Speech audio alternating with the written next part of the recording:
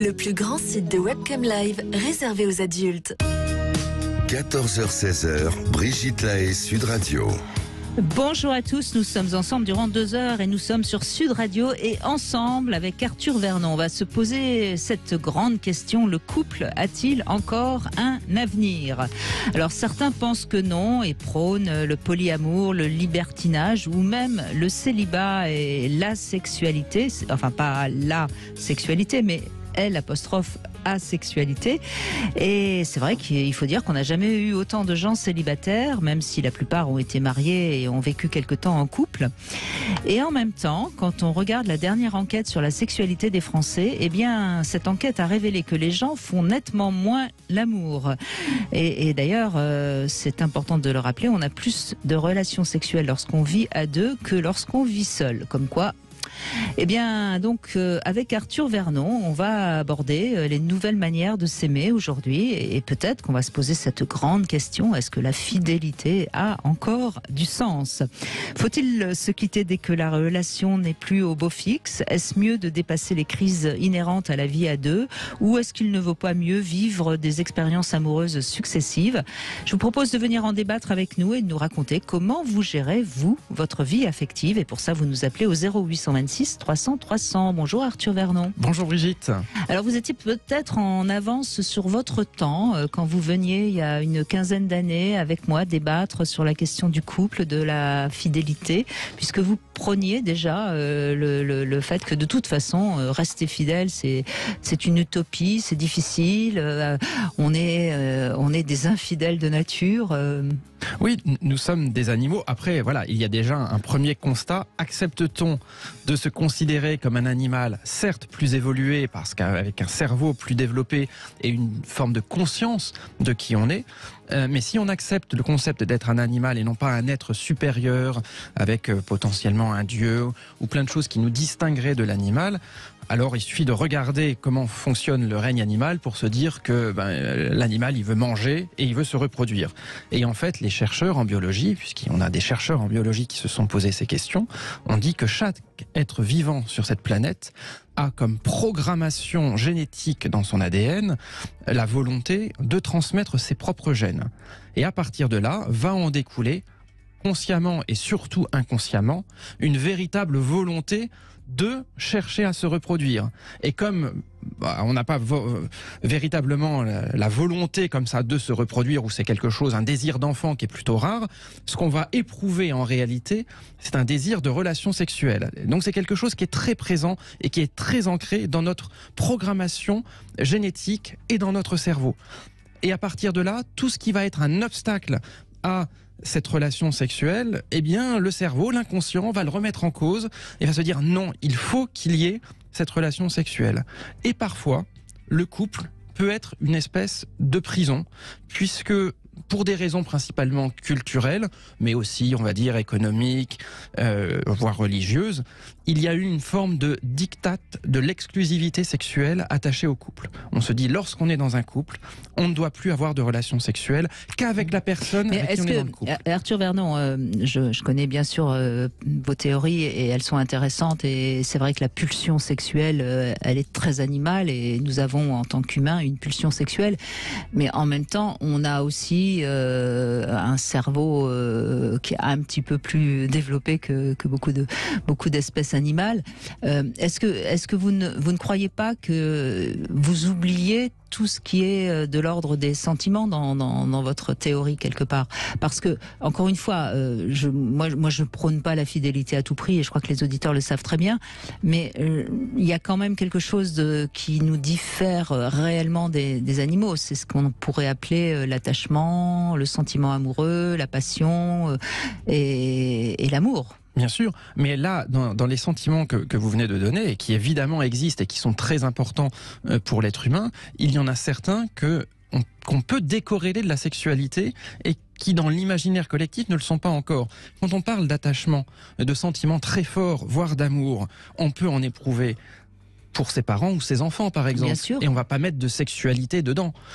On peut effectivement en éprouver pour un partenaire. Oui, mais c'est justement ce qui caractérise le couple, c'est que c'est à la fois un attachement à l'autre et en même temps de la sexualité. C'est pour ça que moi j'ai tendance à assez peu croire à des couples qui n'ont pas du tout de sexualité. Alors ça existe, hein, parce que tout existe, mais quelque part c'est la spécificité du couple. C'est amour plus sexualité. Alors moi je n'ai rien contre le couple, hein, que je dis clairement, je suis pas en train, je dis qu'il doit y avoir des options possibles. Bien sûr. Qu'aujourd'hui effectivement tout le monde pense beaucoup au couple et je pense que le couple peut être une très bonne solution. Mais c'est vrai que là où je vais diverger effectivement de votre point de vue, c'est sur le fait d'absolument mettre la sexualité au sein du couple. Je pense que le couple qui est amené, en tout cas, tout dépend de sa vision. Vous avez des personnes qui effectivement, le concept d'avoir des relations en dehors du couple, c'est quelque chose qui est très dur à gérer. Le concept de jalousie est très fort. Et donc, ces personnes veulent absolument vivre, on va dire, souvent des passions sexuelles ou un attachement très fort pendant quelques temps avec une personne. Biologiquement et statistiquement, mais biologiquement aussi, on sait que la passion sexuelle, pour la très grande majorité des personnes, va durer 2, 3, 4 ans, mais que généralement, après une certaine durée, la passion, le désir sexuel va un petit peu s'étioler. Donc certains vont se dire, très bien, comme moi je ne veux être qu'avec une seule personne, au bout de 3, 4, 5 ans, on change et on est aujourd'hui venu beaucoup sur cette idée de périodes de couple qui sont des périodes c'est quelque chose voilà. qu'on remarque beaucoup, des gens qui restent en couple. Bon, encore hier, on parlait des sites de rencontres et on a eu plusieurs témoignages, en effet, de gens qui restent 3 ans, 6 ans avec quelqu'un et hop, ils cherchent quelqu'un d'autre, etc. Mais vous, Arthur Vernon, qui êtes le créateur de ce site mysweetfantasy.com, dans ce site, vous aidez les couples justement à réaliser leurs fantasmes, etc. Ça, c'est quand même aussi quelque chose qui fonctionne bien. C'est-à-dire qu'un couple qui arrive à avoir une sexualité qui n'est pas reproductive, une sexualité donc ludique, il arrive à faire fonctionner sa sexualité sur le long cours. Et c'est pour ça que je parlais par exemple du libertinage aussi en introduisant le thème. Bien sûr. Mais c'est pareil, encore une fois, moi je trouve que c'est très bien. Les couples qui ont une sexualité à l'intérieur du couple, c'est formidable, c'est très bien. Je ne dis surtout pas de changer. Je dis juste que ce n'est pas grave s'il n'y a pas ce composant de sexualité à l'intérieur du couple. Je pense que le couple, c'est aussi un projet. Il faut réussir à bien s'entendre. Qu'on soit très clair, c'est-à-dire vous pensez qu'un couple qui serait donc un couple d'amis, sans sexualité, et chacun irait vivre sa sexualité ailleurs. C'est ça que vous dites? Oui, après je dirais, chacun a un peu une définition de ce qu'est l'amitié. Si on vit avec la personne, parce que c'est pareil, il y a des couples qui vivent ensemble, des couples qui ne vivent pas ensemble. Si on vit avec quelqu'un, on développe une intimité et une promiscuité qui, à mon avis, va bien au-delà des échanges amicaux qu'on peut avoir avec des personnes qu'on voit 3 fois par semaine. Ce n'est pas la même chose. On va vraiment vivre quelque chose qui, à mon avis, est assez unique. Il faut laver ses chaussettes, il faut lui faire sa cuisine. Mais la promiscuité, c'est un concept qui n'est pas forcément extrêmement compatible avec la sexualité. Certains arrivent à ménager les deux. Je suis d'accord avec vous. Je suis d'accord. Oui, donc certains peuvent ménager les deux et je dirais tant mieux pour eux, mais parfois c'est pas forcément évident. Moi, plutôt que le couple se sépare alors qu'ils s'entendent super bien, qu'ils ont une véritable complicité intellectuelle, qu'ils partagent beaucoup de choses en commun, qu'ils sont heureux ensemble, je trouve personnellement extrêmement dommage que parce qu'il y a un critère qui fonctionne moins bien, qui est celui de la sexualité, qu'ils se disent, tiens, puisque ce critère ne fonctionne pas et que la sexualité est une composante indispensable de mon couple, alors nous nous séparons. Je vais vous dire, je pense que vous allez peut-être être d'accord avec moi. Je crois que la sexualité dans un couple, elle sert surtout à éliminer toutes les petites rancœurs du quotidien. Et moi, je crois beaucoup que cette phrase réconciliation sur l'oreiller, ça veut dire ça. C'est-à-dire que pour moi, un couple qui ne baise plus, c'est un couple qui est en danger parce que justement, on va tout doucement s'énerver de plus en plus sur les petites manies de l'autre parce qu'il n'y a pas la sexualité pour effacer et remettre du baume au cœur, si je puis dire, dans le couple. Vous n'êtes pas d'accord avec ça? Pourquoi pas? Après, est-ce qu'il y a besoin... Ça vous ennuie de dire que vous êtes d'accord? Non, mais je veux dire, en fait, ce que je suis en train de dire, c'est qu'il y a plein de possibilités. Donc, ce que vous dites est une possibilité, qu'effectivement, il y ait des choses qui n'aillent pas et que la sexualité vienne réparer. Il peut aussi se passer que peut-être il y a des choses, il n'y a pas tant de choses qui ne vont pas. Il y a plein de façons de vivre son couple. Pourquoi je soulève ça? Parce que je pense que le danger de beaucoup de couples aujourd'hui, c'est madame n'a plus trop de désir, et puis bon, elle considère que puisqu'elle a plus trop de désir, on fait plus l'amour, et c'est comme ça que le couple va se déliter. Ou monsieur d'ailleurs, parce que de plus en plus, on constate des hommes qui sont en panne de désir. Hein. Bien sûr, mais et la sexualité pour moi est importante. Donc quand on dit que dans un couple... Je suis rassurée. Ah non mais, vous vous en doutez Brigitte, je en somme qu'elle est absolument prédominante. Donc si effectivement il n'y a pas de sexualité dans le couple, je ne suis pas en train de prôner justement une abstention sexuelle. Et je pense l'objet un peu de l'émission, c'est de dire qu'il y a des alternatives à la sexualité ou à la sexualité juste au sein du couple. Donc soit des alternatives au couple. Vous Arthur Vernon, vous croyez vraiment au polyamour ? Attendez, c'est pareil, le polyamour est l'une des alternatives parce que certains s'y retrouvent, parce qu'ils ont besoin de mettre une forme de sentiment, d'affection dedans. Donc je connais des personnes qui sont très bien, qui vivent depuis une dizaine d'années dans le polyamour. Je ne dis pas du tout que c'est un modèle à prôner. Je pense ça, vous êtes comme moi, vous pensez que c'est quand même... pour réserver à certaines personnes, comme le libertinage d'ailleurs. Oui, tout à fait. Non, tout à fait. En fait, ce qui est intéressant... Mais alors, ce serait quoi la solution extraordinaire pour vous, Arthur Vernon ? La solution extraordinaire, ça s'appelle déjà l'introspection et la discussion. C'est-à-dire se connaître et savoir qu'il y a justement au moins une dizaine... Vous croyez qu'on se connaît avant 35 ans Peut-être pas, c'est une bonne question, mais justement, commencer ce travail assez tôt, peut-être qu'au bout d'un moment, il faudra quelques années d'expérience pour essayer de se connaître, et surtout à partir de là, le plus important, c'est de se dire, non, il n'y a pas un schéma type qui consiste, dès que j'ai 18 ans, à essayer de me trouver un partenaire pour vivre en couple toute ma vie avec cette personne. Ça, c'est la meilleure façon de se planter. Ce qu'il faut juste se dire, c'est qu'il y a plusieurs options, soit en couple, soit en célibataire. Et si c'est en couple, il y a encore plusieurs options. Soit effectivement une exclusivité sexuelle, soit du libertinage, soit du polyamour. Mais il faut réfléchir en fonction de ses besoins, de son expérience, et ensuite d'en discuter avec son ou ses éventuels partenaires. En tout cas, ce qui est évident, c'est qu'aujourd'hui, il y a de plus en plus de gens qui vivent seuls et qui décident de rester seuls. Est-ce que c'est la meilleure solution ? On en parle en tout cas avec vous pendant ces 2 heures. Et puis peut-être qu'à 16 heures, vous aurez la possibilité de mieux comprendre qui vous êtes et ce qui vous convient grâce à Arthur Vernon qui est avec nous jusqu'à 16h. 0826 300 300, venez en tout cas nous raconter comment vous gérez votre vie amoureuse. 14h-16h, Brigitte Lahaie, Sud Radio. C'est en compagnie de Arthur Vernon qu'on essaye de voir quelle est la meilleure solution pour vivre l'amour aujourd'hui où justement on a quand même énormément de liberté. Je rappelle que Arthur Vernon, vous pouvez aussi en couple ou seul, pourquoi pas d'ailleurs, aller à son bar à fantasmes parisien qui s'appelle le Sweet Paradise, le 12 rue Marie-Stuart dans le 2e où justement vous pourriez un petit peu mettre du piment dans la sexualité de votre couple. Bonjour Delphine. Bonjour Brigitte, bonjour Arthur. Bonjour Delphine. Merci de participer avec vous à cette discussion bien intéressante, bien enrichissante comme toujours. Moi j'ai eu à remettre en angle ma relation avec amoureuse, ma relation avec mon mari. On est mariés depuis 23 ans. Et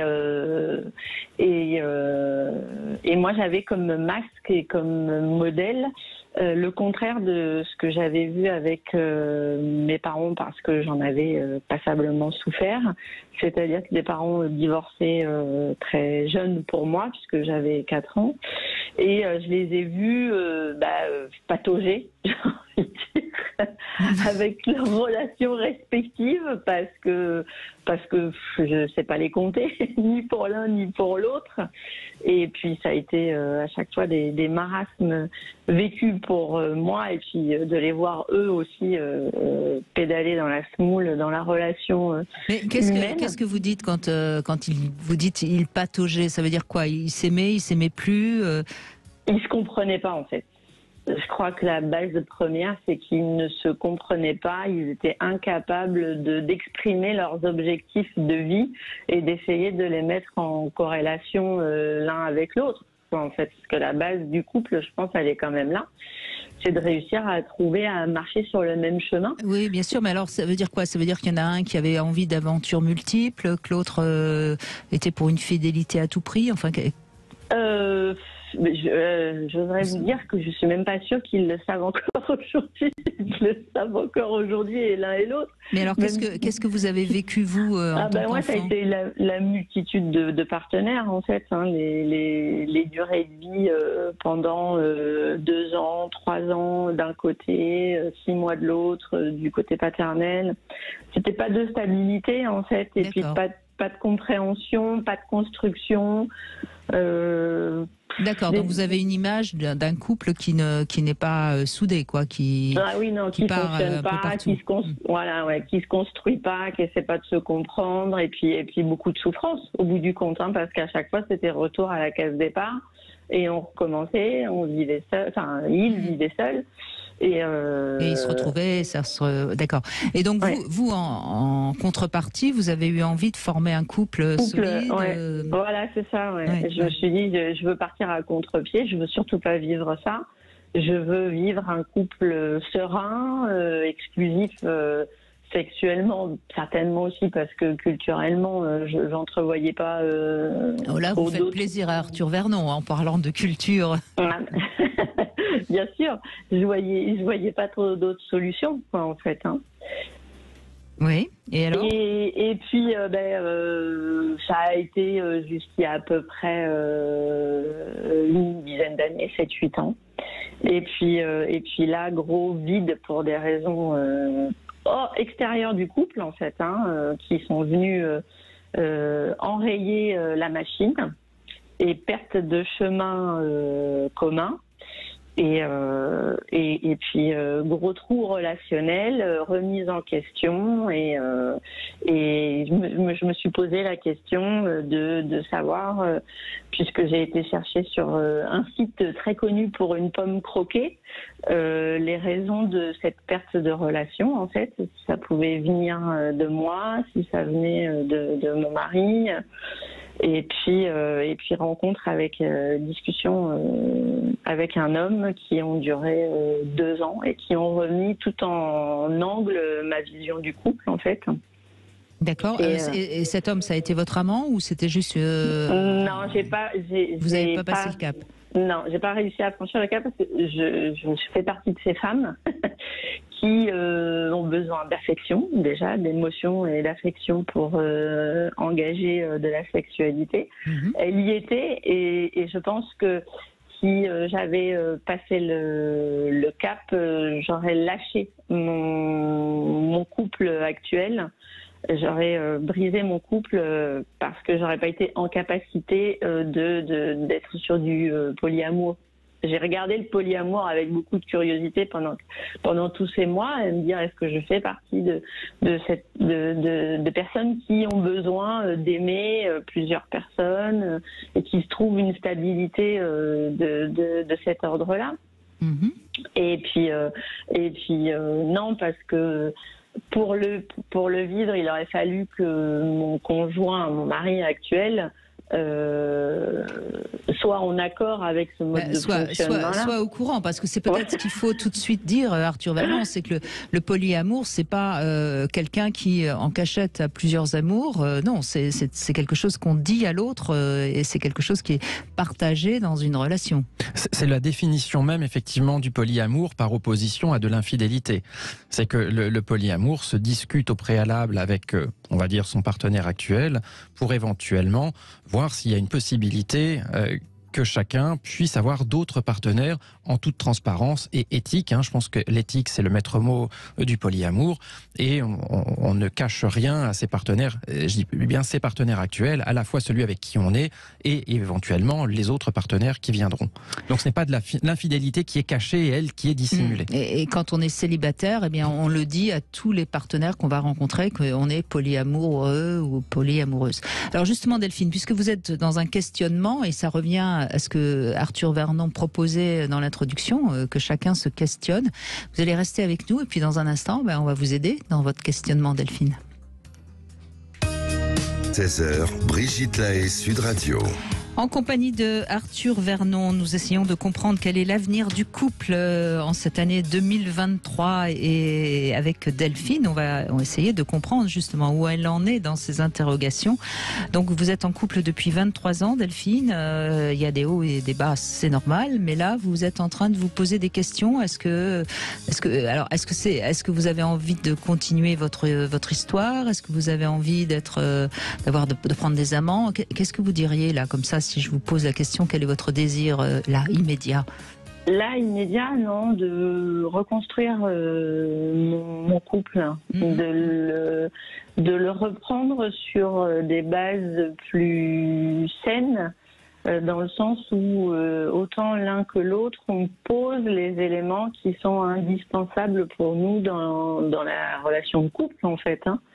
Et c'est ce qu'on est en train de faire, de poser tout ça, de reprendre un chemin commun pour essayer de reconstruire tout ce qu'on a perdu, le chemin qu'on a perdu. Est-ce qu'il ne faut pas plutôt envisager un autre mode de fonctionnement que de reconstruire? Est-ce qu'on peut reconstruire son histoire? Vous voyez ce que je veux dire, Delphine?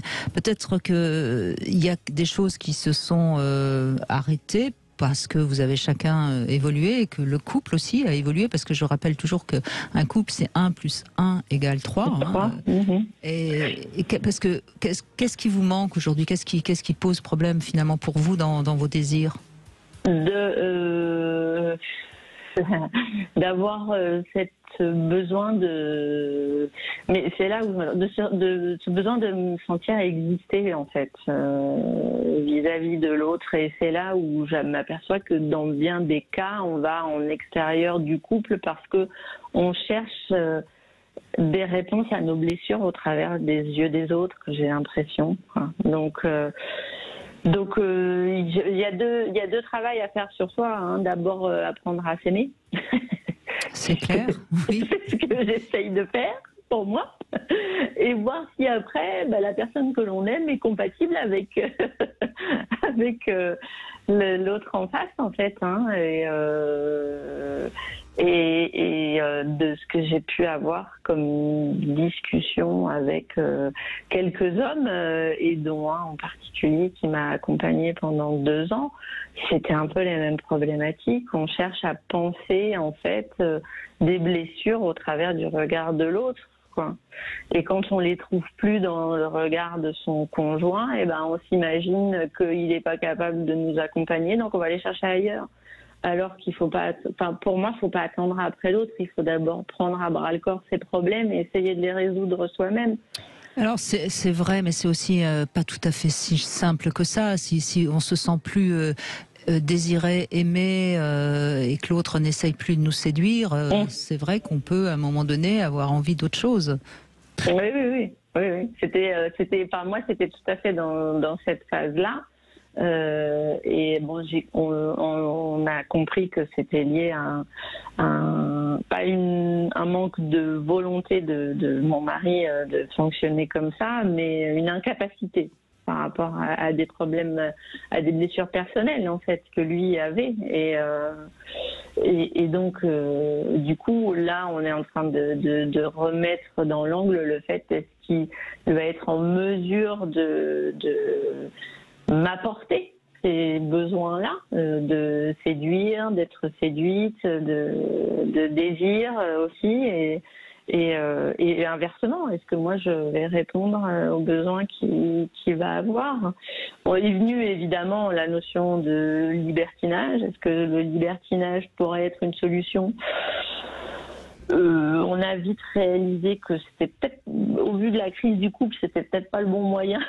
En tout cas, je crois, Arthur Vernon, vous êtes d'accord avec ça. C'est jamais au moment d'une crise qu'il faut aller tester le libertinage. Je suis d'accord. Ouais. Après, il faut se poser les bonnes questions. Est-ce que votre mari était au courant que vous aviez cet échange a priori épistolaire pendant 2 ans? Pas sur le moment, mais il était au courant après, oui. Et il l'a vécu comment? Pas bien. Mal. Ça lui fait mal de s'imaginer qu'un autre homme ait pu m'apporter ce que lui n'était pas en capacité de m'apporter, en fait. Eh oui, mais grave erreur. Croire qu'on va tout apporter à l'autre, c'est peut-être déjà une illusion qu'il faut faire tomber dans le couple. Hein. Oui, tout à fait. On n'est pas forcément en capacité de répondre à tous les besoins de la personne. Donc c'est un peu ça qu'on est en train de poser sur la table, doucement mais sûrement. Mais je crois, Delphine, que, encore une fois, je rappelle que le couple, c'est 1 + 1 = 3. Et c'est très important de comprendre ça. C'est-à-dire que vous, visiblement, vous êtes dans une phase de besoin d'introspection, de besoin de vous réparer. Bon, très bien. Et il y a votre couple. Je parle pas de lui parce que lui, c'est pas lui qui témoigne. Hein. Et puis il y a votre couple. Votre couple, où est-ce qu'il en est? Quels sont les projets de ce couple? Quelles sont les choses qui ne vont pas très bien dans ce couple? Mais voyez, il faut pas penser que c'est le couple qui va complètement vous réparer et vous aider à aller mieux. Ah non. Je le vois pas comme ça. Notre couple, quand le lien n'est pas parasité, j'ai envie de dire, par le quotidien, hein, parce que le lavage de chaussettes et le repas à faire, c'est difficile des fois hein, de créer un lien d'attachement avec ces problématiques-là. Mais quand on se consacre au couple, il est fantastique et on l'apprécie autant l'un que l'autre. Oui, en fait. Donc, et on est capable d'aller encore plus explorer notre sexualité aujourd'hui que l'on l'était il y a 10 ans. On a vraiment libéré la parole à ce niveau-là. On a vraiment, là-dessus, je suis assez d'accord avec Brigitte. Un couple sans une sexualité épanouie, pour moi, c'est compliqué. Mais en fait, et là, moi aussi, je suis d'accord avec Brigitte, dans le sens où il ne faut pas mettre trop de choses d'attente sur le couple. C'est-à-dire, c'est vrai qu'aujourd'hui, on a l'impression qu'un couple est supposé résoudre tous les problèmes et que le partenaire est supposé apporter énormément de choses à l'autre. Et c'est une liste qui, souvent, est impossible à assumer. Alors, tout à l'heure, on a parlé de la sexualité parce que c'est vrai qu'à titre personnel, je considère que la sexualité ne doit pas forcément faire partie de cette liste des choses indispensables. Mais c'est à chacun de faire ce travail au sein du couple, de dire qu'est-ce qui est vraiment important, qu'est-ce qu'on met dans le couple ou pas, mais de ne pas en mettre trop dans le couple, sinon ça devient quelque chose qui est impossible à gérer. Mais en tout cas, d'après ce que j'entends, Delphine, je crois que votre couple il va pas si mal. Hein. C'est plutôt vous qui êtes dans une phase d'introspection personnelle et pourquoi pas. Encore une fois, moi je vois pas quel est le problème. Pourquoi pas avoir des discussions avec d'autres hommes ou d'autres femmes qui vous permettent de mieux vous comprendre. Parce que le problème quand on est en couple depuis 23 ans, c'est que l'autre a tellement l'impression de nous connaître par cœur qu'il ne nous écoute plus beaucoup. Et qu'il ne nous pose plus beaucoup de questions sur nous-mêmes. Et quelqu'un de nouveau, avec qui on va discuter, va nous poser des questions qui vont nous interpeller et qui vont nous permettre de nous découvrir un peu mieux. Et qu'est-ce que ça peut faire? Il n'y a pas d'infidélité au sens sexuel du terme. Après, il y a une infidélité psychique, mais alors là, si on doit commencer à ne plus avoir d'infidélité psychique, qu'est-ce qu'on va s'ennuyer tous les deux hein. C'est vrai.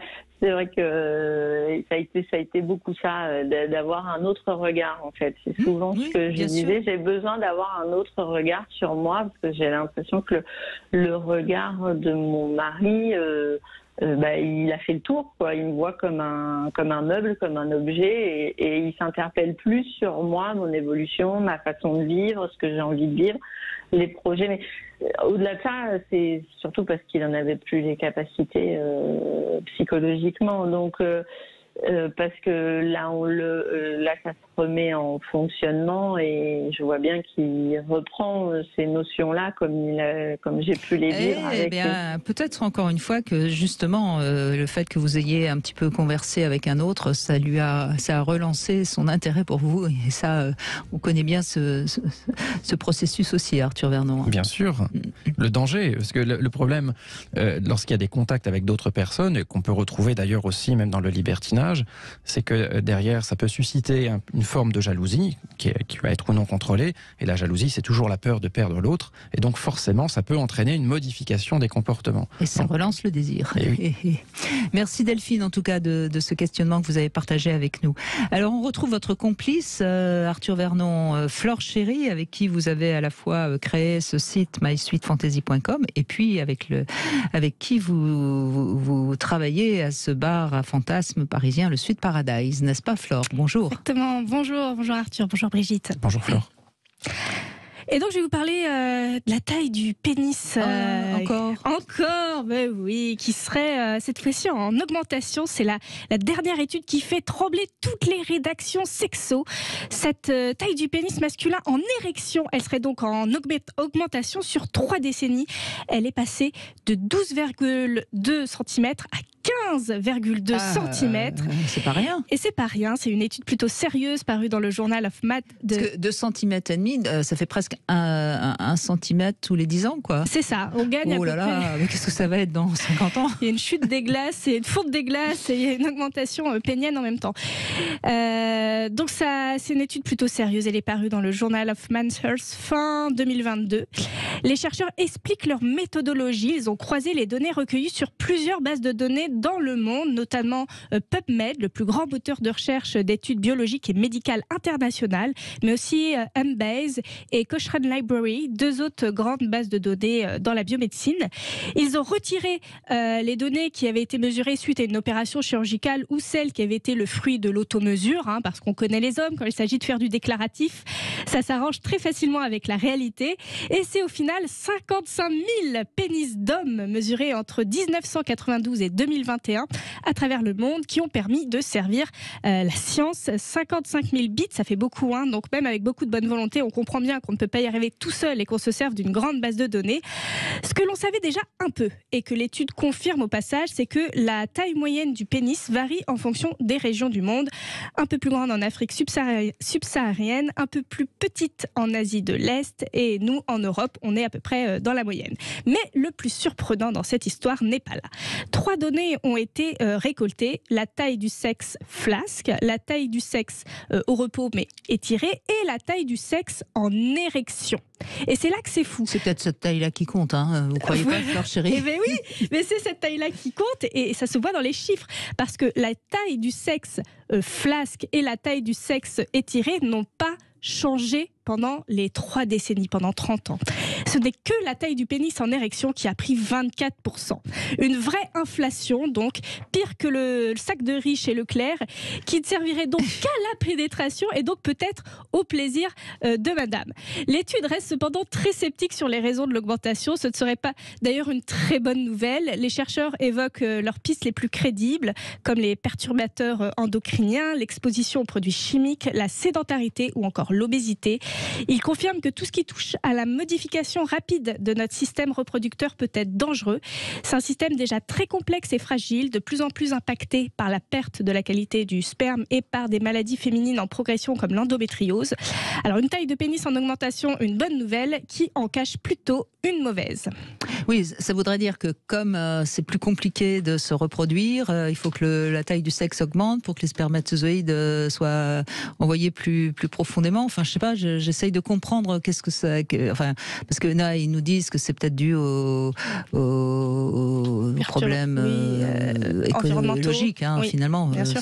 En même temps, on a cette autre étude qui indique que la qualité du sperme a énormément décru sur les 50 dernières années. Alors, est-ce que l'un est là pour compenser l'autre, effectivement ? Mais peut-être qu'on peut y voir, moi j'aime bien toujours voir quelque chose de plus philosophique, symbolique. Peut-être qu'on peut tout juste comprendre que comme on est un peu surpeuplé sur la planète, forcément c'est plus compliqué de mettre au monde des enfants, parce qu'on le sait, quand on met des rats nombreux dans une cage, ils se reproduisent moins, donc pourquoi pas pourquoi on échapperait à cette règle? Et puis après, puisque c'est plus la peine de se reproduire, pour que la sexualité continue, il faut un sexe un peu plus long pour qu'on ait du plaisir. Enfin, je sais pas, ça pourrait être une analyse. Donc votre théorie, c'est le plaisir féminin et masculin. Parce non, mais attendez, mais pourquoi pas non, mais je veux dire, c'est pas totalement abruti ce que je raconte. Mais pas du tout. Et d'autant plus si on est dans un concept darwinien de sélection naturelle qui tendrait à penser que justement les hommes qui avaient un plus gros pénis se sont plus facilement reproduits que les autres et ont donc transmis ce patrimoine génétique à leur descendance. Absolument. Ce qui fait que ceux qui avaient des petits pénis, malheureusement, ont été éliminés par Darwin. Il y a quand même pas mal d'Asiatiques. Donc il est d'autant plus nécessaire d'avoir un long pénis aujourd'hui qu'avant. En tout cas, oui. Oui, puisque... pour résister à cette sélection naturelle qui serait d'autant plus difficile. Bon, écoutez, en tout cas, moi je trouve ça quand même assez surprenant parce que 24%, c'est énorme. Hein. Donc, si vous avez une idée, vous qui nous écoutez sur Sud Radio, ou si vous avez des renseignements, on va mener notre enquête. Hein, voilà, je crois que ça va intéresser profondément tous les auditeurs qui nous écoutent. Donc, si vous avez une idée, vous nous appelez 0826 300 300. On est prêt à entendre votre raisonnement, votre conclusion. Merci Flore Chéri, en tout cas, bravo de nous avoir révélé cette enquête qui intéresse évidemment tout le monde. Bien sûr. Les adultes. 14h-16h, Brigitte Lahaie, Sud Radio. Et c'est avec Arthur Vernon que nous évoquons les nouvelles manières de s'aimer, le couple, le polyamour, le libertinage, les relations successives, le célibat. Et Nathalie, venez nous dire comment vous vivez, vous, votre vie amoureuse. Bonjour Nathalie. Bonjour Brigitte, bonjour Arthur. Bonjour Nathalie. Alors, ma vie sexuelle, amoureuse, épanouie en général, je suis passée un petit peu, en fait, je pense, par toutes ces phases-là, du couple, du libertinage. Alors, le polyamour, pas trop. Je pense pas que ce soit réellement mon dada, on va dire, parce que je suis quelqu'un qui est assez exclusif dans les sentiments, dans les émotions. Donc j'ai été en couple une première fois, un couple qui n'était absolument pas satisfaisant sur beaucoup de choses. Donc ça a été ma première rencontre amoureuse, hein, bien entendu, ma première histoire. Donc on va dire que dans ce couple-là, je suis devenue mère au foyer et maman. Voilà. Le couple en lui-même était quasiment inexistant et les relations sexuelles n'étaient vraiment pas d'excellente qualité. Donc c'était pas très épanouissant et je me posais beaucoup de questions sur ma fidélité. Est-ce que je devais l'être? Est-ce que je devais pas l'être? Est-ce que je devais vivre quelque chose de personnel ou pas? Et vous avez été infidèle ou pas, finalement? Uniquement par la pensée. Jamais parce que j'ai ce côté un petit peu exclusif, peut-être romantique, peut-être. Oui, mais en plus, Nathalie, je crois qu'il y a beaucoup de personnes qui ont ce désir éventuel et qui ne passent pas à l'acte. D'abord parce que il faut les opportunités, puis ensuite il y a quand même des questions de morale qui font que et c'est important de pas négliger ça parce qu'on peut après se sentir terriblement coupable. Donc il faut gérer soi avec soi. Hein. Tout à fait. C'est effectivement un questionnement qu'on se pose à un moment donné parce qu'on sent que quelque part on en a besoin pour survivre dans ce couple-là. Et puis, est-ce qu'on le fait, est-ce qu'on le fait pas? Effectivement, on a toutes nos éthiques qui nous bouleversent. Et puis, certains le font, d'autres le font pas. Donc moi, je l'ai jamais fait. Pour différentes raisons et puis donc je l'ai jamais fait. Ensuite j'ai rencontré donc un autre homme avec qui j'ai vécu 15 ans, avec qui j'avais des relations sexuelles très épanouies. C'était un homme que je n'aimais pas d'amour. C'est un homme qui est arrivé dans ma vie au moment où j'en avais besoin et donc il m'a apporté beaucoup de soutien et puis donc notre relation a été très sereine. On a eu une sexualité débordante, très active et puis un jour je lui dis que je m'ennuyais. Pas forcément de lui mais que je m'ennuyais. Donc on a un petit peu réfléchi sur ce qu'on pouvait faire et donc c'est lui qui m'a amené direct, tranquillement, tout doucement, il nous a emmenés vers le libertinage. Donc le libertinage j'ai explosé dans le libertinage, c'est-à-dire que je me suis retrouvée, je me suis retrouvée dans plein de choses. Le libertinage m'a apporté énormément de réconfort, m'a apporté de la confiance en soi, s'accepter tel que l'on est, accepter les compliments des hommes, même s'ils sont on va dire juste pour l'instant, c'est-à-dire qu'ils sont juste éphémères. Ça m'a apporté énormément de choses, une liberté sexuelle, de pouvoir faire ce que j'avais envie, quand j'en avais envie, avec qui je voulais et comme je le voulais. Nous avons rencontré en couple, nous avons rencontré séparément. Alors, on rencontrait séparément, mais on se disait tout. Donc, ce qui fait que notre couple, si vous voulez, a partagé les aventures de l'autre, quelque part, en étant là ou en n'étant pas là. Donc, ça nous a quand même beaucoup amené un petit plus dans notre vie privée, mais pas sexuelle. Ce qui veut dire que vous aviez l'un et l'autre des relations sexuelles pas en présence de l'autre. Oui. Mais vous en parliez. Donc, on touche un peu quand même le polyamour, là, d'une certaine manière. Enfin, le polyamour, moi j'y mets. Alors, peut-être que voilà, c'est comme ça que je l'interprète, peut-être mal. Pour moi, le polyamour, c'est quand on y met vraiment des sentiments. Vous voyez, oui, vraiment... ça peut être le cas. Certains, en numéro 1, le premier concept du polyamour, c'est l'éthique. Et ensuite, certains vont développer des sentiments plus ou moins forts. Vous avez un vocabulaire du polyamour entre des relations primaires, des relations secondaires. Mais en numéro 1, ce sont des règles éthiques. C'est pour ça qu'effectivement, on peut dire que ça frôle un petit peu le polyamour, même si vous avez peut-être un peu plus l'étiquette libertine, parce que même dans le libertinage, on peut distinguer dans le libertinage l'échangisme qui se pratique véritablement en couple et exclusivement en couple, d'une autre forme plus souple, on va dire, du libertinage qui consiste à avoir des relations sexuelles avec d'autres partenaires en dehors de la présence du couple. Donc c'est pour ça que je devine que vous qualifiez certainement ces relations avec d'autres hommes de libertines. Oui, parce que moi, tous les partenaires avec qui que j'ai pu rencontrer avec mon ex-compagnon ou même toute seule, ce sont des gens auxquels je ne me suis jamais réellement, on va dire, attachée émotionnellement. Donc, ce qui fait que pour moi, voilà, c'est comme ça que je définis mon propre libertinage. Après, le polyamour, effectivement, bon, j'entends le mot amour. Pour moi, amour, c'est des émotions, c'est des sentiments. Et donc ça me dérange un petit peu, peut-être parce que j'ai un côté exclusif concernant le sentiment lui-même. Autant l'acte ou la relation sexuelle avec quelqu'un d'autre ne me dérange pas. Enfin, ne me dérangeait pas, du moins, avec mon ex-compagnon, parce qu'on en discutait avant. Oui, mais en même temps, vous l'aimiez pas. C'est ça, voilà, c'est-à-dire que le sentiment est complètement différent. C'est ça qui vous a permis, en effet, d'accepter qu'il puisse avoir des relations sexuelles ailleurs, puisque de toute façon, vous ne l'aimiez pas. Alors, c'est étrange, parce qu'effectivement, je n'avais pas ce sentiment d'amour comme je pouvais, comme on peut l'attendre, mais effectivement, j'ai toujours eu en moi cette question d'honnêteté qui fait que voilà, on dit à l'autre ce qu'on fait, que je l'aime ou que je l'aime pas. Bon, j'ai eu des sentiments pour lui, mais c'était pas forcément des sentiments d'amour, mais j'avais besoin aussi, dans cette relation avec le libertinage ou même le polyamour, c'est d'avoir ma place 1. Voilà. Et après, tout ce qu'il pouvait y avoir en dessous ne me dérange pas à partir du moment où je suis à la place 1.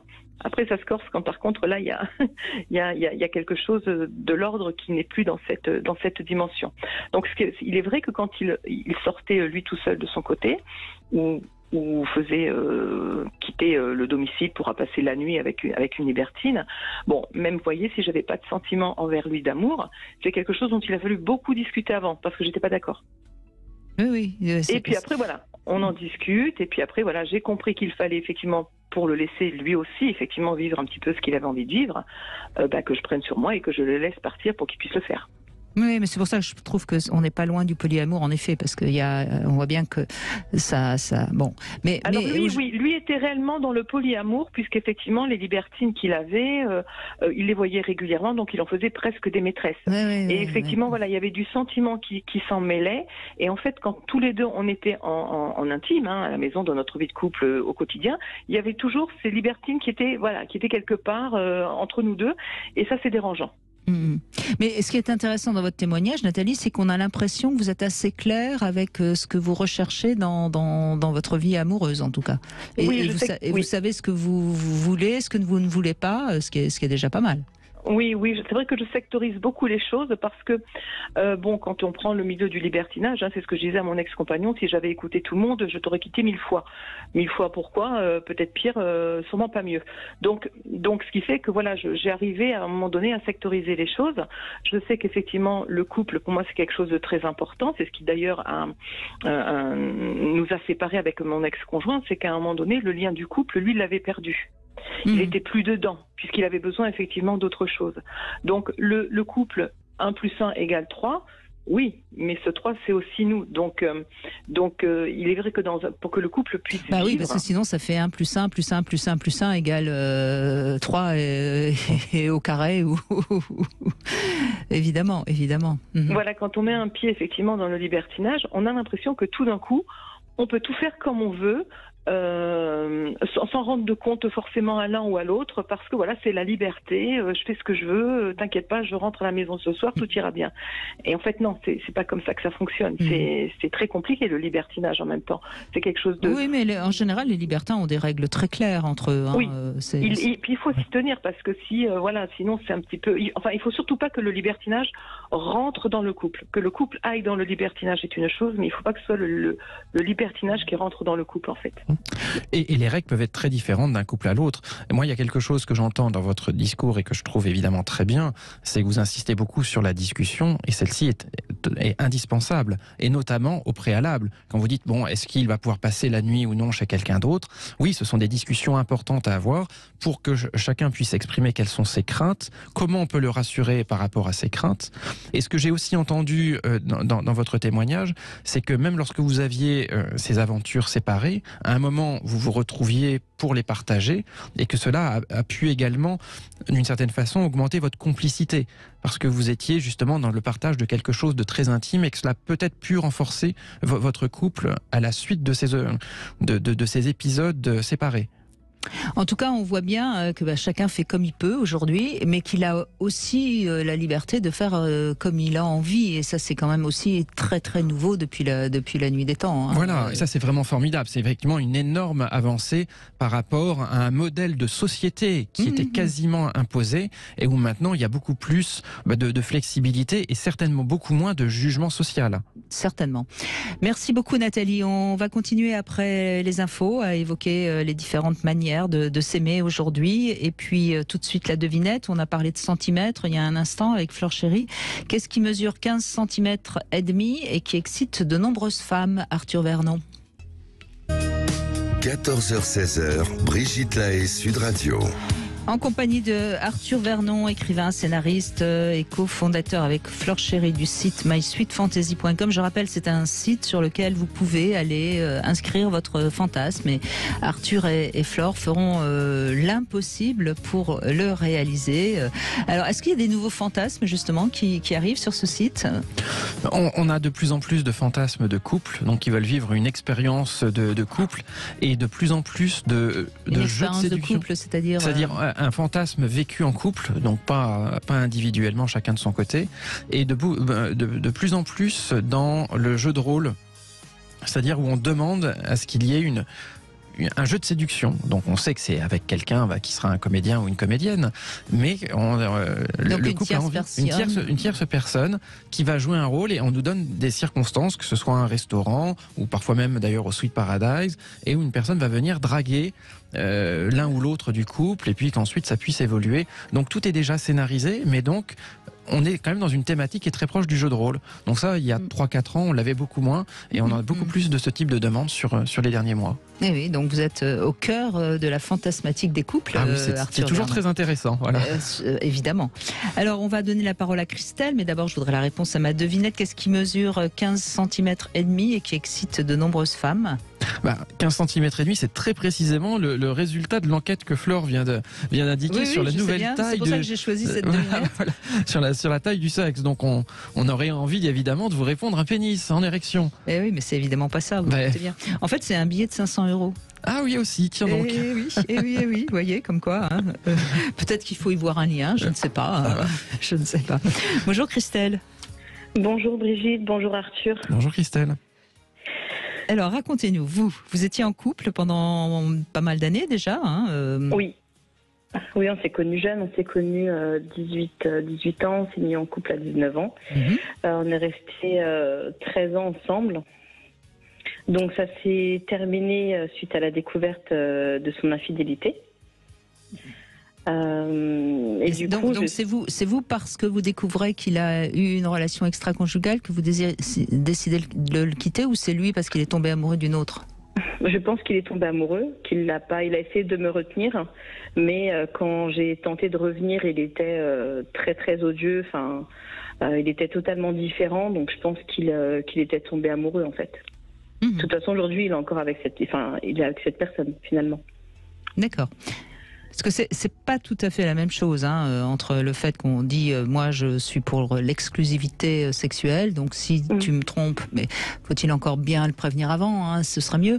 Oui. Si tu me trompes, moi je ne veux pas continuer, ou de temps en temps il y en a un des deux qui rencontre quelqu'un d'autre et puis ça flash et puis non, voilà. on était très clair dessus. Enfin, il savait très bien que c'était ma hantise, concrètement. C'était vraiment la chose il le savait très bien. Il le savait très bien, puisque dans les temps où il était extrêmement odieux, il me disait t'es blessé là, ça te fait mal. Enfin, vraiment, il était il s'est révélé vraiment quelqu'un d'autre. Mais depuis, du coup, je suis célibataire. Ça fait plus de 2 ans. Oui. Et j'ai peur. J'ai peur parce que moi je suis peut-être restée à l'ancienne.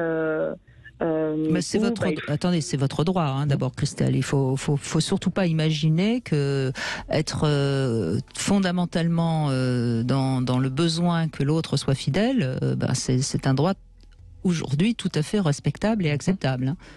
Oui, mais bon, respectable, je sais pas par combien de personnes, parce que c'est compliqué. Aujourd'hui, quand j'essaye, quand je recherche quelque chose de sérieux, beaucoup d'hommes me disent oui, t'es belle, t'es intelligente, etc., etc. Mais je suis pas prêt, mais je recherche rien de sérieux. Je peux comprendre que tout le monde a ses blessures, que on a presque 40 ans, entre une fourchette entre 35 et 45. On a tous vécu des histoires, on est tous restés là ensemble, en couple très longtemps. Mais il y a un moment, moi je me dis aujourd'hui je suis prête à retrouver quelqu'un, peut-être pas vivre tout de suite avec la personne, ça c'est sûr et certain. Qu'on est tous les deux chez soi, qu'on apprenne à se connaître et à être en couple sans forcément habiter ensemble. Mais j'ai l'impression qu'aujourd'hui, beaucoup d'hommes, tout ce qu'ils ne voient, c'est des relations sexuelles. Attention Christelle, parce que d'abord, j'entends aussi des hommes qui sont pour la fidélité. Donc, vous pouvez rencontrer quelqu'un qui a la même vision du couple que vous. Et votre peur peut faire que inconsciemment vous ne rencontriez que des gens qui ne vont pas coller avec votre éthique. Vous voyez ? Et tout dépend aussi à partir de quel moment vous formalisez cette demande. Est-ce que ça vient très tôt dans vos échanges avec ces potentiels ? Non, pas du tout. Non, j'ai l'impression d'être transparente. Même sans le dire, même quand je dis oui, que je recherche rien de sérieux, on me fait pas confiance. Tout de suite, ils me disent non, je sais que tu cherches autre chose. Donc je ne sais pas si je renvoie cette image de femme sérieuse ou quoi, mais franchement... Je pense que c'est avec vous-même que vous n'êtes pas clair, moi. Mais encore une fois, c'est une intuition que je vous donne. Je ne peux pas l'affirmer de manière péremptoire. Mais je pense que c'est avec vous-même parce que votre peur, on la sent, on la ressent, votre peur. Vous avez beaucoup souffert, vous avez été trahi, vous avez, ça a blessé une idéalisation de jeune fille qui croyait quand même beaucoup à son couple et qui pensait que c'était possible de le réussir pour longtemps. Tout à fait. Et en plus, il a été odieux avec vous, donc il a certainement dû vous blesser encore plus. Donc c'est ça, à mon avis, qui pour l'instant n'est pas encore totalement digéré. Waouh. Si en 4 minutes, vous arrivez déjà à voir tout ça, écoutez, je pense que les hommes avec qui je parle le voient aussi alors. Il y a des chances, vous savez, vous devez y aller sur la pointe des pieds et je dirais même que, à mon avis, l'homme qui pourrait vous convenir, vous ne le voyez pas. Et il peut pas vous voir parce que vous êtes, vous savez, comme ces biches qui sentent que le chasseur est là et qui s'enfuient dans la forêt. Je vois. Donc je crois qu'il faut que vous vous rendiez compte que vous avez vraiment souffert, peut-être plus que vous ne l'imaginez encore, mais que quand même, quelque part, vous êtes encore debout. Oui, tout à fait. Et vous allez... Comment dirais-je ? Est-ce qu'on peut savoir, quand on rencontre quelqu'un et qu'on part sur une histoire d'amour sérieuse, est-ce qu'on peut savoir si vraiment ça va marcher ou pas ? Non, on ne peut pas. Vous voyez, et c'est ça qu'il faut vraiment accepter. Il faut vraiment accepter l'incertitude de l'amour. C'est du sable mouvant. Oui, tout à fait. Et si effectivement le potentiel partenaire a l'impression qu'il y a très vite quelque chose, un terrain sur lequel il ne doit pas aller, ça crée un stress tout de suite, ça crée une tension et un peu répulsive en fait. Et la personne peut effectivement se dégager ainsi de la relation très tôt en se disant « Ouh là là, il y a quelque chose, on va m'empêcher. Si tout de suite on m'empêche de faire quelque chose, ça veut dire que plus tard, si jamais ça se poursuit, ce sera encore pire. » Waouh, d'accord. Donc peut-être que mon erreur, c'est de raconter... Ah bah oui, ça c'est sûr. Histoire. Ça c'est sûr que votre histoire, pour l'instant, c'est votre histoire. Oui. Elle peut se raconter quand on est en couple et qu'on commence à se dévoiler l'un à l'autre, mais pas au départ. De toute façon, ça c'est sûr. Okay. Et pourquoi vous avez besoin de la raconter, votre histoire? Parce qu'elle non, mais je vais vous dire pourquoi. D'accord. C'est parce qu'elle n'est pas digérée. Et donc, vous avez tellement peur que ça se reproduise que vous êtes obligé de tout de suite annoncer la couleur à celui que vous rencontrez. Oui. Et l'homme qui l'entend, il n'est pas complètement idiot, il comprend très bien quel est le message subliminal derrière, même si vous lui dites que vous le rencontrez dans un cadre non sérieux. Il voit tout de suite vers où ça va l'emmener, en fait. Eh ben, je ne me rendais pas compte de tout ça. Au moins, vous n'avez pas perdu votre temps en nous appelant, Christelle. Donc, je pense qu'il y a deux choses à faire, à mon avis. Déjà, vous faire un petit peu aider pour digérer tout ça, parce que ça reste encore trop douloureux pour vous. Et puis, la deuxième chose, c'est de mieux analyser pourquoi. Et encore une fois, je trouve que c'est tout à fait respectable. Hein. Je ne dis pas qu'il faut changer d'avis. Mais pourquoi c'est si important pour vous la fidélité et pourquoi le fait que l'homme avec qui vous êtes, quand il va faire l'amour avec quelqu'un d'autre, c'est si dévastateur. Voilà. Et puis quand vous aurez dépassé tout ça, vous le rencontrerez le bon. Ok. Bon, merci beaucoup pour cette analyse. Je vous en prie, Christelle. Merci à vous. Merci à vous. Je vous en prie.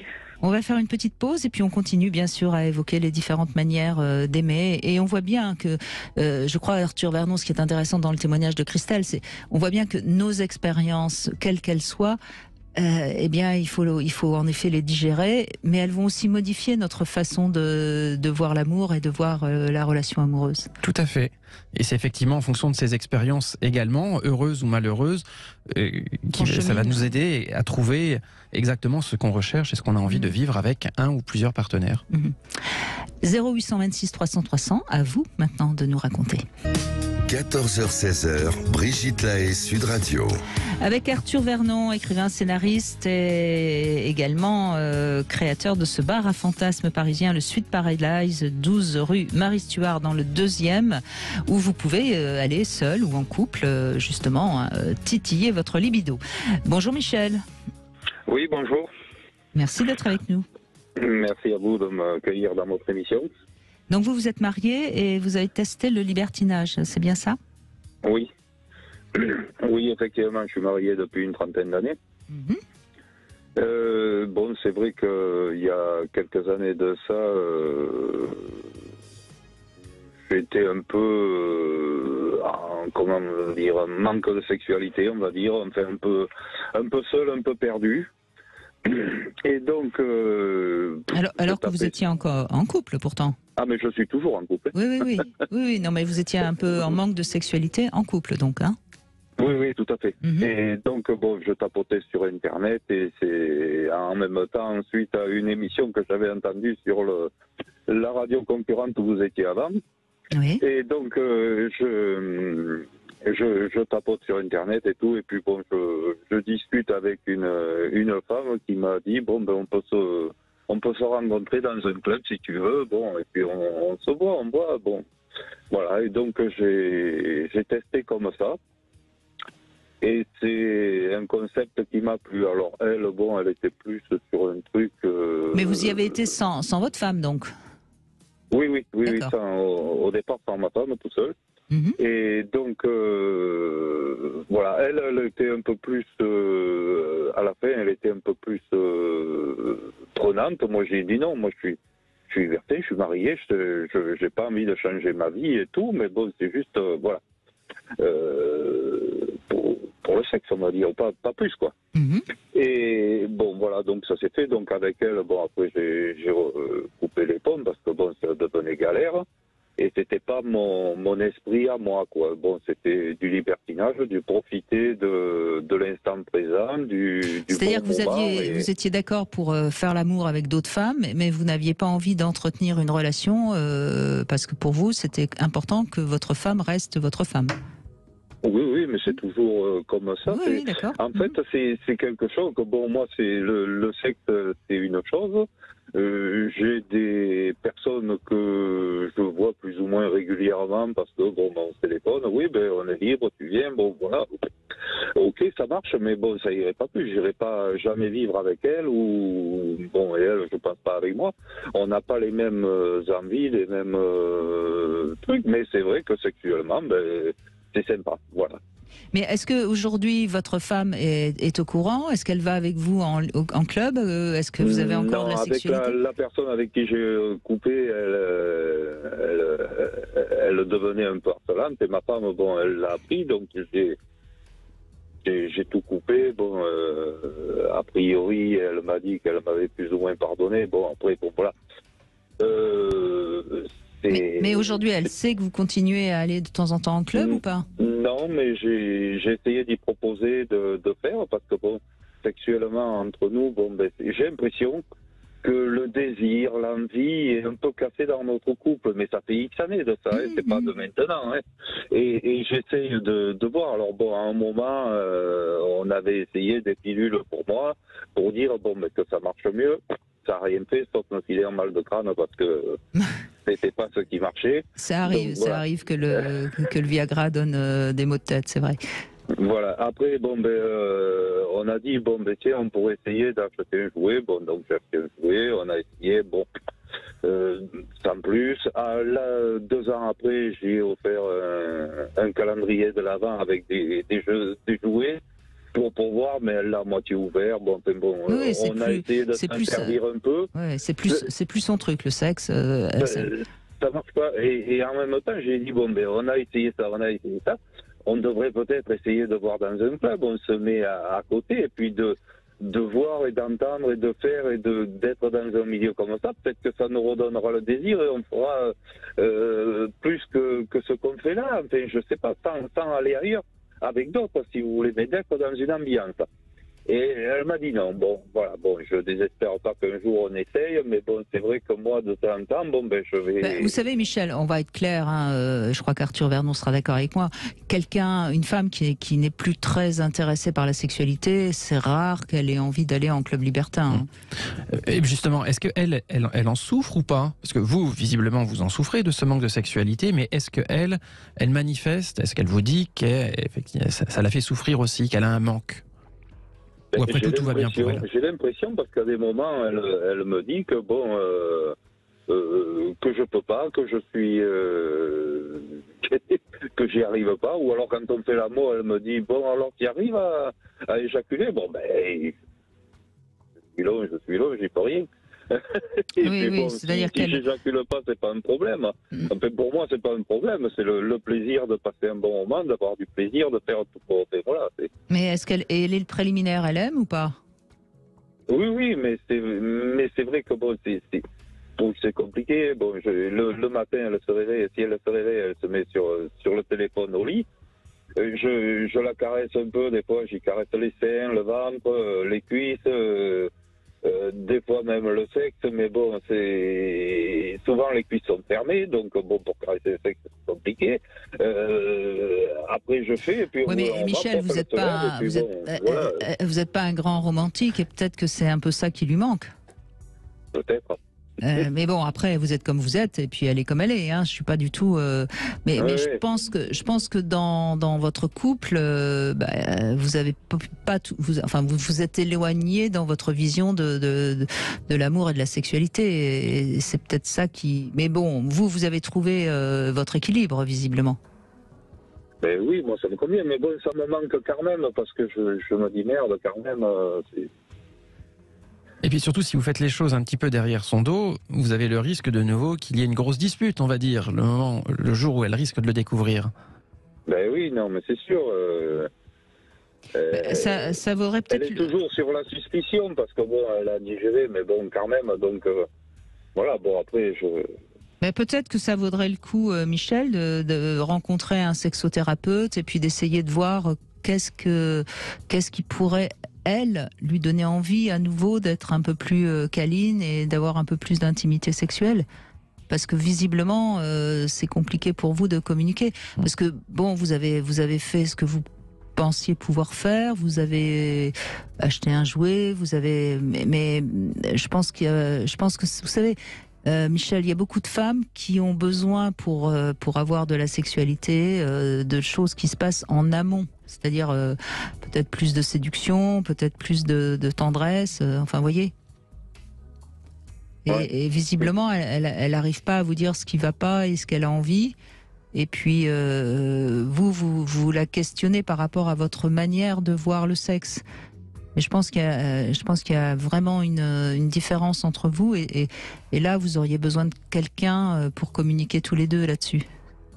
Ça vaudrait le coup, franchement. Vous savez, aller voir un sexothérapeute, c'est peut-être 1 ou 2 séances maximum. Hein. Oui. Si vous en souffrez, franchement, ça vaut le coup. Alors, je pense qu'elle, elle serait mieux dans sa peau. C'est vrai que bon, j'ai l'impression qu'elle est un peu coincée. Voilà, c'est par sa morphologie, par son boulot qui lui prend la tête, mais bon, voilà, je pense que si déjà elle était mieux, plus détendue en elle et plus ça s'acceptait, ça marcherait mieux, je pense. Mais bon, voilà. Bon, écoutez, en tout cas, moi je pense que vous avez besoin d'une tierce personne pour arriver à communiquer sur la sexualité.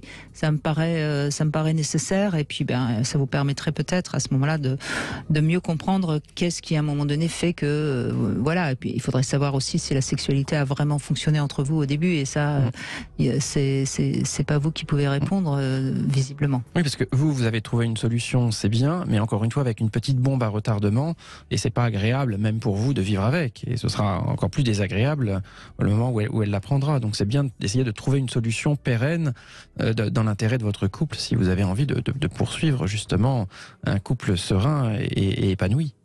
Merci Michel en tout cas, et puis bon, après tout, on n'a pas à juger quoi que ce soit. Hein. On va se retrouver dans un instant avec le Love Conseil. Petite proposition, écrire une nouvelle érotique. Je suis sûre que vous serez d'accord avec ça, Arthur Vernon. Cam4.fr, le plus grand site de webcam live réservé aux adultes. Brigitte Lahaie, Sud Radio, le Love Conseil. Alors, écrire une nouvelle érotique, pourquoi c'est intéressant ? Parce que ça peut, Arthur Vernon, être un bon moyen de rester en contact avec sa libido. Parce qu'en fait, le problème de beaucoup de gens, c'est qu'il y a pas tellement d'imaginaire érotique, et donc si on fait l'amour toujours de la même manière, on finit par perdre un petit peu son appétit, si je puis dire. Hein. Vous êtes d'accord avec ça ? Et c'est vrai que beaucoup de gens n'osent pas réellement, ils ignorent un petit peu de ce qui pourrait se passer dans leur tête sur le plan sexuel, et écrire, c'est un bon moyen d'aller chercher ces ressources fantasmatiques. Alors au début, on peut très bien se retrouver devant une feuille blanche et pas écrire grand-chose. Et il faut insister. Et puis, au fil du temps, il y a des choses qui vont sortir. Et ça va peut-être vous révéler des petites choses que vous pourriez désirer faire avec votre partenaire ou seul, hein, d'ailleurs. Et peut-être que si vous êtes en couple, ça peut être intéressant aussi d'écrire à deux une nouvelle. C'est-à-dire qu'il y en a un qui commence à écrire quelque chose, il le donne à l'autre, qui le lit et qui continue l'histoire. Et là, à ce moment-là, ça va créer une fantasmatique érotique du couple. Oui, j'aurais peut-être une petite idée justement par rapport à cela. Quand vous prenez la page blanche sur laquelle vous allez écrire, l'idée serait de se poser la question, qu'est-ce qui, pour moi, serait le plus excitant en termes de situation? C'est une question qu'on ne peut plus se poser dans la vraie vie parce qu'il y a des contraintes matérielles qu'on connaît, qu'on a totalement assimilées, donc on ne se libère pas totalement parce qu'on se dit non, ça c'est pas possible, parce qu'on le sait à l'évidence. Mais une fois qu'on est affranchi de ces contraintes matérielles et qu'on est purement dans l'imagination, se dire qu'est-ce qui pourrait vraiment le plus m'exciter, et je vais essayer d'écrire la situation la plus excitante possible. sans pas forcément parler de soi, mais pour un personnage, eh bien là, justement, on peut aller chercher au fond de soi des choses qu'on n'imaginait pas lorsqu'on va le relire derrière et se dire que parfois on se met des contraintes dans la vie et que peut-être il y a certaines contraintes qu'on pensait impossibles, mais qui vont éveiller à d'autres pratiques. Voilà, c'est là vraiment l'intérêt de l'écriture, c'est que vos descriptions, ça peut être totalement sordide, ça peut être complètement pervers, complètement fou, puisque ce sont que des fantasmes. Et encore une fois, rappelons-le, il n'y a que le passage à l'acte, c'est-à-dire le réel, ce que vous allez faire, qui peut être éventuellement jugé. Mais à partir du moment où vous écrivez, quel que soit ce que vous écriviez, ça va vous aider à quand même un tout petit peu ouvrir la boîte à fantasmes, si je puis dire. Après, vous verrez bien dans ce que vous avez écrit s'il y a des choses qui peuvent être un petit peu tentées. Et parfois même, ça vous guidera sur le fait que vous êtes peut-être plus voyeur, plus exhibitionniste, plus dans l'envie d'avoir d'autres partenaires, de jouer des jeux de rôle. Enfin, tout est possible dans la fantasmatique, mais il faut peut-être un petit peu vous bousculer. Et c'est vrai que l'écriture est un bon moyen, voilà. Et puis si vous avez vraiment du mal à écrire, lisez des livres. Il y en a, et maintenant il existe beaucoup de choses. Je suis plus pour développer sa fantasmatique. Je suis plus aujourd'hui pour la lecture que pour les films porno, parce que les films porno aujourd'hui sont très basiques, c'est-à-dire qu'il n'y a plus beaucoup d'histoire. Donc ça ne permet pas beaucoup de faire développer l'imaginaire fantasmatique. Vous êtes d'accord, j'imagine. Totalement d'accord. Et si on veut trouver un compromis, si vraiment on n'est pas lecteur, il y a aussi quelque chose qui se développe beaucoup les dernières années et qui marche très très bien, c'est la bande dessinée érotique. C'est vrai. Et là, dans la bande dessinée érotique, pour le coup, ça va très loin. Ouais. Ça va très loin et c'est aussi beaucoup plus travaillé justement que le film pornographique. Donc on peut trouver des situations incroyables dans la bande dessinée érotique, et vous avez aujourd'hui des maisons d'édition qui sont vraiment spécialisées dans ce domaine, donc n'hésitez pas, sur Internet, vous allez trouver plein de choses, à la fois dans la littérature et la bande dessinée érotique. Et vous me faites penser aussi qu'il y a l'audio qui est intéressant qui se développe beaucoup. aussi. Ah oui, les podcasts, podcasts érotiques. Et l'oreille est un bon moyen aussi de s'exciter, parce que vous allez entendre des choses sexuelles, des fantasmes, etc. Mais vous verrez rien, donc votre imaginaire va pouvoir fonctionner aussi. Voilà, avec un travail sur le son, notamment, derrière, qui est justement là pour éveiller les sens. Voilà. Alors, on continue avec Karine, qui a testé pour nous ce dildo super hate de la marque Dilio, qu'on trouve sur l'enseigne ruedesplaisirs.com. Alors, je ne l'ai pas fait exprès, mais il est la même couleur que mon pull. Bonjour tout le monde. Bonjour. Il existe en rose chair ou en violet, enfin mauve plus exactement. Oui, c'est ce que j'ai pensé quand quand j'ai vu je vous regarde en vidéo. Ah bah oui. Je vous trouve fort élégante en lavande. Oui, non, c'est pas de la lavande, c'est du mauve. Oui. Bon. En fait, ça fait partie de mes couleurs préférées, voilà. Vous savez tout, Karine. Alors là, et il est, c'est vrai, franchement, regardez. Bon. Un peu plus pastel, mais oui. C'est la même couleur. C'est la classe. C'est la classe. Platinum collection. Alors ce dildo, là l'imaginaire, il entre en action, avec sa taille. Ah oui, là il est au-dessus de la moyenne, même si la taille du pénis a augmenté, lui il dépasse les 15,5. Oui. 21 cm en tout, mais 19 introduisibles, non, qui peut être inséré. Bon, voilà, c'est déjà le mouse costaud, quoi. Enfin, moi, j'avais besoin de faire retravailler mon imaginaire, donc ça tombait très bien. Alors, il a une partie. Alors, il n'est pas du tout vibrant, non, mais il est. Je ne sais plus comment on dit. Enfin, une ventouse. Merci, Arthur Vernon. Oui. Il a une ventouse qui peut être donc posée sur un socle, et puis du coup on peut s'asseoir dessus, ou pourquoi pas dans la baignoire. Enfin bon, bref, on peut mettre. Et puis il peut se positionner, mais ça, moi je n'ai pas l'accessoire sur une ceinture, oui. Une ceinture, enfin en forme de. Ça peut faire un go de ceinture, voilà. Ouais, ça, moi je trouve ça génial. C'est quelque chose qui m'aurait bien plu. Ça vous fait fantasmer. Oui, alors déjà visuellement, moi j'ai besoin du visuel et je le trouve tout ce qui est vibro, etc. Je suis pas trop fan à cause du bruit et puis les formes ça me fait plutôt penser à des énormes suppositoires. Enfin non, je rigole, mais plutôt c'est fuselé. Alors que là, on travaille sur un format plus propre, proche physiquement du sexe d'un homme, et c'est ça qui me plaisait. Et puis qu'il n'y ait pas de fonctionnement vibro sans le bruit et tout ça, c'était la condition sine qua non pour que je me réessaye à jouer. Donc vous êtes une gourmande, Karine? Je l'étais. Je suis un peu en berne de ce côté-là. Hein. J'ai un petit peu mis tout ça de côté. Je ne pratique plus la pénétration.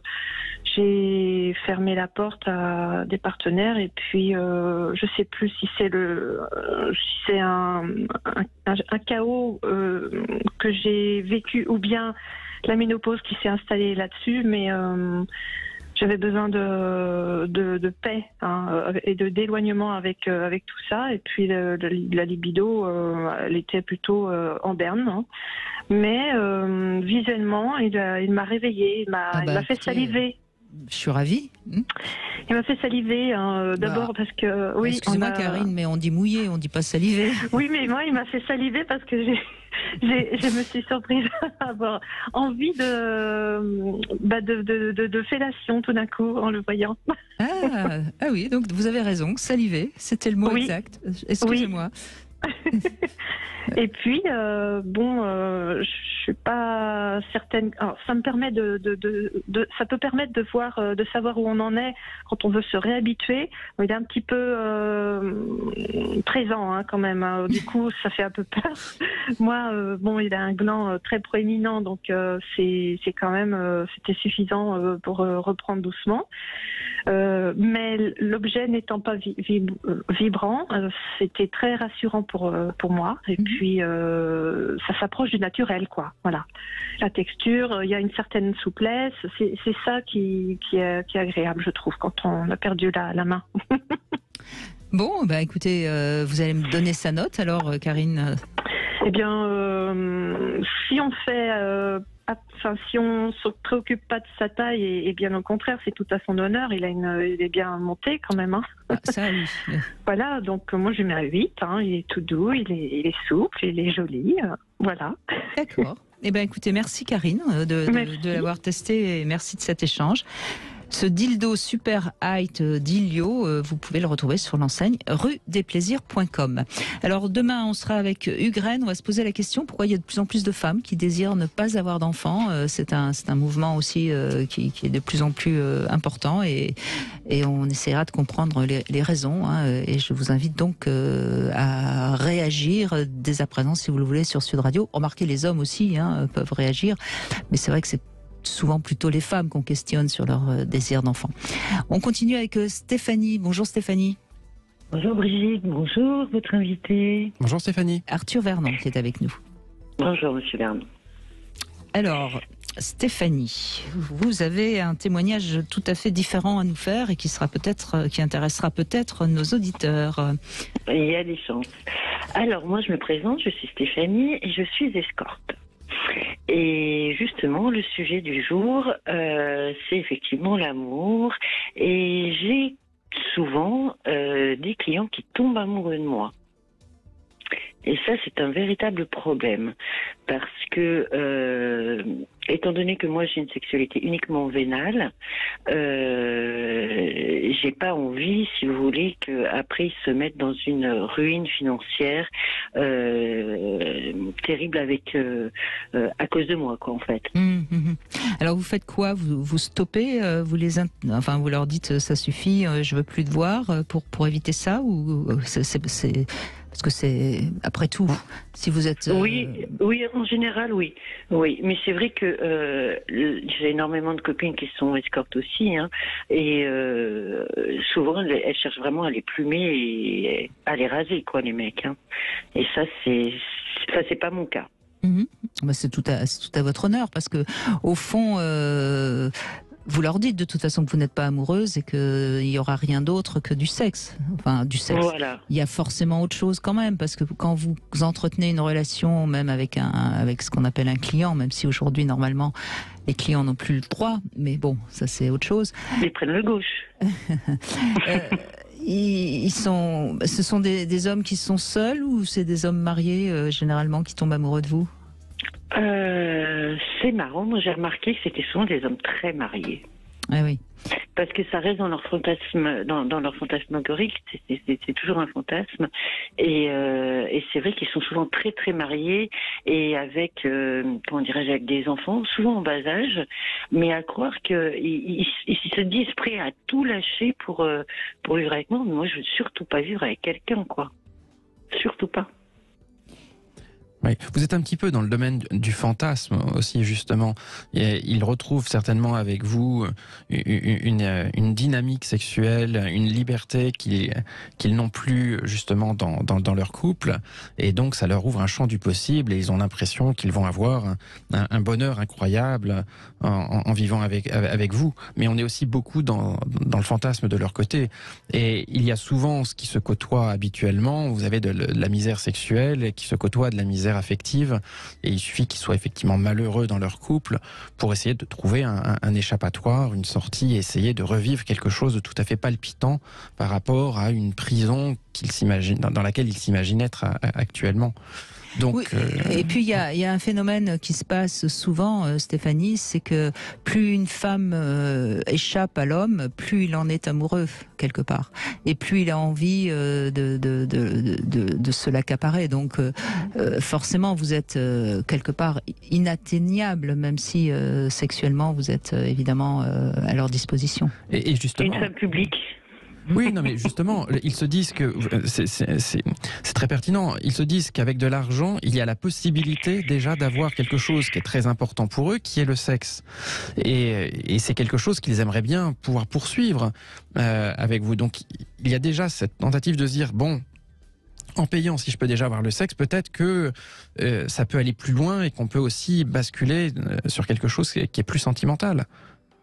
Et puis il y a peut-être chez certains hommes aussi l'envie de vous sortir de ce métier, non? Ah oui, alors ça, oui, alors effectivement, ce qu'il faut bien savoir, c'est que nous ne sommes pas des victimes. Ça suffit de toujours dire oui, les pauvres prostituées. Non, il y en a qui font ça par choix. Et ça, je pense qu'il faut vraiment l'entendre. Oui, bien sûr, même si on a évidemment une prostitution qui est complètement terriblement difficile parce que c'est des proxénètes qui tiennent le marché, etc. Mais c'est pas la même chose. On a le droit de condamner fermement les réseaux, et je suis pour de la prison très très très très très longue et très ferme pour tout ce qui est proxénétisme. Ça, j'en suis tout à fait d'accord. Mais après, on est libre de coucher avec qui on veut. Après, l'argent, c'est qu'un moyen de payer mes factures et de payer voilà, point, ce que j'ai à payer. Mais après, c'est tout. Et après, faut nous laisser tranquilles. On n'est pas toutes des victimes. C'est faux. Oui, il faut être plus sévère avec ceux qui, avec la prostitution des mineurs notamment. Là, il faut être complètement très sévère. Mais après, il faut entendre aussi qu'il y en a qui font ça par choix, et nous ne sommes pas forcément des victimes. Non, je vous rejoins totalement sur ce que vous dites et sur le fait effectivement d'être intransigeant sur tous ceux qui forcent des femmes à la prostitution. C'est inadmissible et les peines devraient être extrêmement sévères. Et je vous rejoins aussi tout à fait sur le fait que oui, certaines femmes peuvent parfaitement décider parce qu'elles le désirent et parce que c'est leur choix justement de pratiquer une sexualité tarifée. Je vous rejoins tout à fait dans cette analyse. Après, il n'y a pas de morale à avoir par rapport à ça. Il y a forcément une morale, Stéphanie, mais chacun a sa morale. Mais en effet, cela étant dit, pour l'instant, vous n'êtes pas, vous avez le droit de faire ce que vous voulez de votre corps et de toucher de l'argent. La loi, en revanche, punit les clients. Oui, donc c'est très hypocrite, parce qu'elle a le droit de faire, mais elle n'a pas le droit d'avoir de clients. Donc on est bien d'accord. C'est encore une loi totalement inapplicable au sens de la loi, même si elle est évidemment appliquée, bien sûr. Mais bon, je me suis assez battue contre cette loi. Malheureusement, elle est passée, et je crois que ça n'a pas arrangé les prostituées qui sont dans les rues. Au contraire, ça va beaucoup plus mal pour elles, puisqu'elles sont encore plus obligées de se cacher, etc. Exactement. Bon, mais vous, évidemment, je pense que c'est une prostitution un peu plus à un niveau un petit peu plus élevé, donc vous êtes plus protégé, tranquille, si je puis dire. Merci en tout cas, Stéphanie, de ce témoignage. Merci à vous. On fait une petite pause. Nous allons conclure avec Moana. Cam4.fr, le plus grand site de webcam live réservé aux adultes. 14h-16h, Brigitte Lahaie, Sud Radio. En compagnie de Arthur Vernon, et je précise donc dans une dizaine de jours un nouveau spectacle au Sweet Paradise, ce bar à fantasmes parisien. Donc ce sera pour le. Oui, c'est jeudi dans 10 jours, ça s'appellera Bloody Mary Hotel. Donc on aime bien mixer des univers, là c'est un univers d'horreur, c'est un hôtel hanté. Et donc les spectateurs vont se retrouver dans cette histoire. Il y aura des frissons, voilà, mais avec une histoire érotique derrière, et c'est toujours très interactif. Donc vous venez, vous pouvez aussi participer en fonction d'un bracelet que vous allez choisir. Si vous voulez juste être spectateur, un petit bracelet bleu, vous voulez participer un peu, un bracelet jaune, vous voulez participer beaucoup parce que vous êtes téméraire, vous prenez un bracelet rouge. Voilà, dans 10 jours donc, mais on aura peut-être l'occasion d'en reparler sur Sud Radio. Bonjour Moana. Bonjour. Allô, bonjour, oui. Merci d'être avec nous. Alors, on a parlé aussi de la sexualité, c'est-à-dire les gens qui n'ont pas de relations sexuelles. C'est un peu votre cas, je crois. Hein.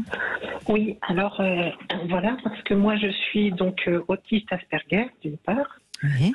C'est une forme d'autisme léger, c'est pas une maladie, c'est un handicap. Simplement, on a des difficultés dans les interactions sociales.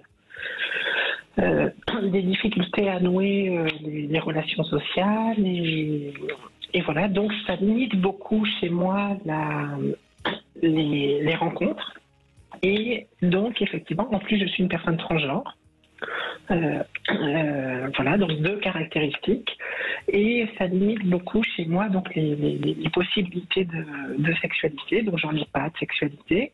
Mais je vis d'une manière assez heureuse parce que, justement, je voulais vous en parler, la manière de sublimer la sexualité, notamment par l'art, parce que je suis photographe, je fais des photos, ça m'arrive de m'auto-photographier dans des poses érotiques, j'écris des nouvelles érotiques, je regarde beaucoup de films que j'aime bien des années 70, 80, les films érotiques de l'époque et autres que je trouve bien. Donc j'arrive finalement à sublimer et à avoir une sexualité, un plaisir de la rêverie en fait. Dans des heures et des heures de rêverie quand j'ai du loisir ou du temps libre et où je me mets avec tous ces supports, que ce soit des livres ou des jolis films ou des rêveries, même le fantasme en fait, et j'arrive à obtenir un plaisir. Pour moi, c'est ça ma sexualité, ça va être de passer 1 heure ou 2 ou à fantasmer. Seule. Bien sûr, mais vous disiez que vous étiez également trans, c'est-à-dire vous étiez homme, vous êtes devenu femme ou c'est oui. Oui, c'est ça. Oui. D'accord. Mais est-ce que quand vous sublimez votre sexualité, mais je crois que ça c'est important, il y a énormément de gens qui ont cette capacité-là et la sublimation chez l'humain c'est quelque chose de tout à fait possible. Mais est-ce que vous allez jusqu'à vous procurer de la jouissance ou est-ce que la sublimation elle est uniquement au niveau du cérébral? Alors, je suis très ce qu'on appelle cérébral. Oui. On emploie souvent ce mot-là, être cérébral, c'est-à-dire que moi, je vous ai entendu souvent, j'écoute beaucoup votre émission qui est très instructive pour des personnes comme moi, qui n'ont pas forcément accès à une sexualité, mais qui peuvent enrichir leurs connaissances ou apprendre des choses. Et vous parlez souvent aussi, dans l'émission tout à l'heure, vous disiez, pour une femme, il faut qu'il y ait un avant. Il y avait un monsieur qui avait un problème de couple, qui ait une histoire, qui ait quelque chose. Et c'est vrai que moi, j'ai besoin d'une belle histoire dans ma tête, d'un scénario, de quelque chose. Alors, ça m'arrive d'aller jusqu'à la jouissance, mais j'ai découvert et j'ai lu des choses un peu sur les techniques indiennes ou de Kama Sutra ou de choses qu'on peut presque avoir un orgasme mental. Bien sûr, bien sûr. Quand on est de temps en temps dans une excitation telle mentale, on peut avoir un déclenchement, je ne sais pas comment ça s'appelle, des endorphines dans le cerveau ou quelque chose, alors il y a l'orgasme physique et l'orgasme mental. Et vous, l'orgasme mental vous suffit, vous ne ressentez pas, du fait de cette asexualité, vous ne ressentez pas de besoin ou de pulsion pour cet orgasme physique? Parfois, quand même. Parfois, c'est pas. Parfois, il y a. Effectivement, je vais jusqu'à l'orgasme physique aussi, mais c'est pas forcément nécessaire.